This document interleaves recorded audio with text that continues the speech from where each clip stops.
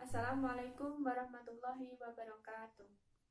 Di sini saya akan menjelaskan mengenai konsep Islam dalam menghadapi krisis kerja.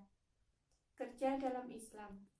Dalam pandangan Islam, kerja bukanlah sekedar aktivitas yang bersifat duniawi, tetapi memiliki nilai transendensi. Kerja merupakan sarana untuk mencari penghidupan serat, untuk mensyukuri nikmat Allah yang diberikan.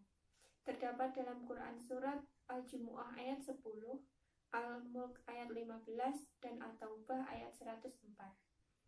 Kerja merupakan salah satu cara yang halalan thayyiban untuk memperoleh harta dan hak milik yang sangat dibutuhkan untuk kehidupan.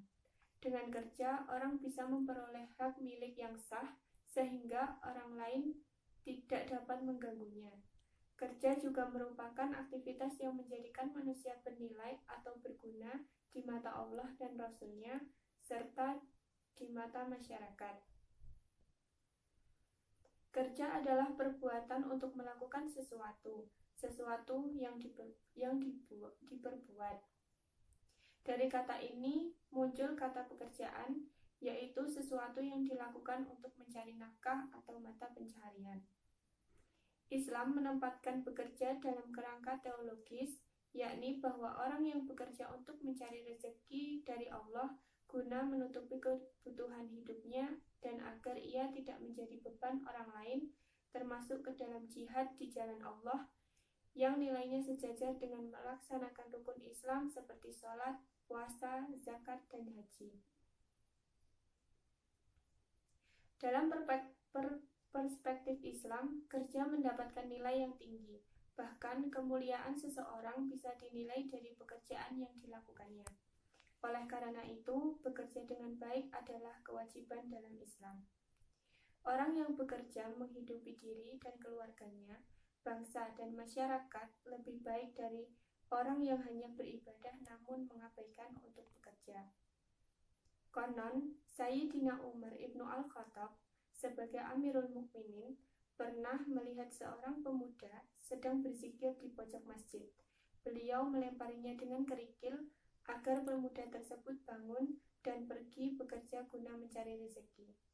Seraya menasihati, bangun dan carilah rezeki karena langit tidak akan pernah menurunkan hujan emas dan perak. Adapun krisis kerja dalam hal ini mengenai kontrak pengusaha dan pekerja. Cara Islam menyelesaikan masalah kontrak pengusaha dan pekerja. Agar hubungan kemitraan tersebut dapat berjalan dengan baik dan semua pihak yang terlibat saling diuntungkan, maka Islam mengaturnya secara jelas dan rinci dengan hukum-hukum yang berhubungan dengan ijratul ajr atau kontrak kerja.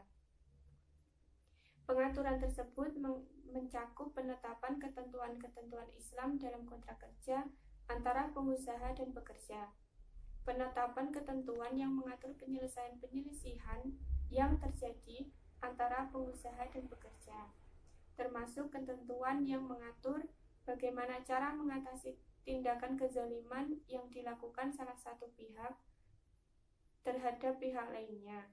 Untuk itu, ada beberapa langkah yang ditawarkan Islam untuk dapat mengatasi dan menyelesaikan permasalahan ketenagakerjaan yang berhubungan dengan kontrak kerja antara pengusaha dan pekerja.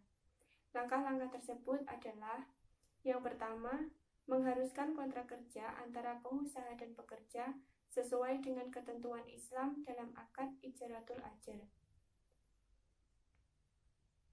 Salah satu bentuk pekerjaan yang halal untuk dilakukan adalah apa yang disebut dengan ijratul ajr, yakni bekerja dalam rangka memberikan jasa atau berupa tenaga maupun keahlian kepada pihak tertentu dengan imbalan sejumlah upah tertentu. Ijarah adalah pemberian jasa dari seorang ajir atau orang yang dikontrak tenaganya kepada seorang mustajir atau orang yang mengontrak tenaga, serta pemberian harta dari pihak mustajir kepada seorang ajir sebagai imbalan dari jasa yang diberikan. Oleh karena itu, ijarah didefinisikan sebagai transaksi terhadap jasa tertentu dengan disertai imbalan atau kompensasi. Dalam transaksi ijarah terdapat dua pihak yang terlibat, yakni pihak yang memberikan jasa dan mendapatkan upah atas jasa yang diberikan yang disebut dengan pekerja atau ajir, dan pihak penerima jasa atau pemberi pekerjaan, yakni pihak yang memberikan upah yang disebut dengan pengusaha atau majikan atau mustajir. Menurut Islam, suatu transaksi ijarah yang akan dilakukan haruslah memenuhi prinsip-prinsip pokok transaksi ijarah. Yang pertama, jasa yang ditransaksikan adalah jasa yang halal dan bukan jasa yang haram. Kemudian yang kedua, memenuhi syarat sahnya transaksi ijarah. Yang ketiga, transaksi akad ijarah haruslah memenuhi ketentuan dan aturan yang jelas yang dapat mencegah terjadinya perselisihan antara kedua pihak yang bertransaksi. Yang selanjutnya, negara akan mencegah tidak kezaliman yang dilakukan satu pihak kepada pihak lainnya. Kezaliman dalam kontrak kerja yang dapat dilakukan pengusaha terhadap pekerja dan sebaliknya dapat dilakukan pekerja terhadap pengusaha. Termasuk kezaliman pengusaha terhadap pekerja adalah tindakan mereka yang tidak membayar upah pekerja dengan baik, memaksa pekerja bekerja di luar kontrak kerja yang disepakati, melakukan pemutusan hubungan kerja secara semena-mena, termasuk tidak memberikan hak-hak pekerja seperti hak untuk dapat menjalankan kewajiban ibadah, hak untuk istirahat jika dia sakit, dan lain sebagainya. Dalam rangka mencegah kezaliman yang terjadi dalam kontrak kerja, maka Islam memberlakukan hukum-hukum yang tegas kepada siapa saja yang melakukan kezaliman, baik itu pengusaha maupun pekerja. Yang terakhir, menetapkan dan mengatur mekanisme penyelesaian persengketaan dalam kontrak kerja.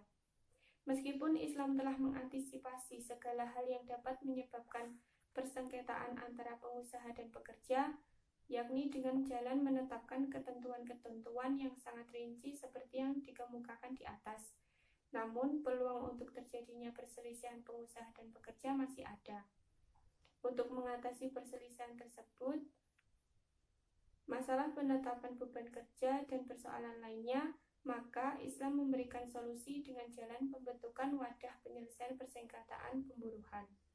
Wadah ini dapat berbentuk perorangan maupun lembaga yang ditunjuk baik oleh kedua pihak yang bersengketa maupun disediakan oleh negara untuk menyelesaikan berbagai persengketaan perburuhan.